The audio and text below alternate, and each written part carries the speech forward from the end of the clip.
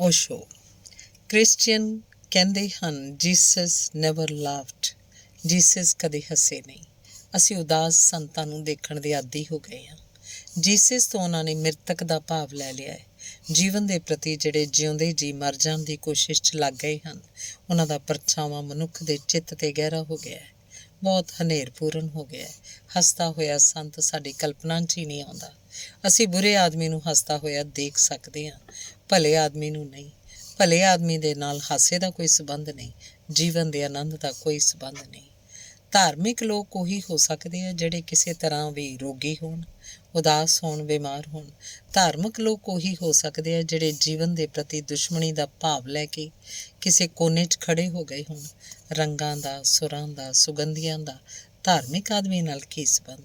ਲੇਕਿਨ ਨਹੀਂ, ਮੈਂ ਕਹਿਣਾ ਚਾਹੁੰਦਾ ਠੀਕ ਧਾਰਮਿਕ ਵਿਅਕਤੀ ਹੋਰ ਤਰ੍ਹਾਂ ਦਾ ਹੋਏਗਾ। ਧੰਨਵਾਦ।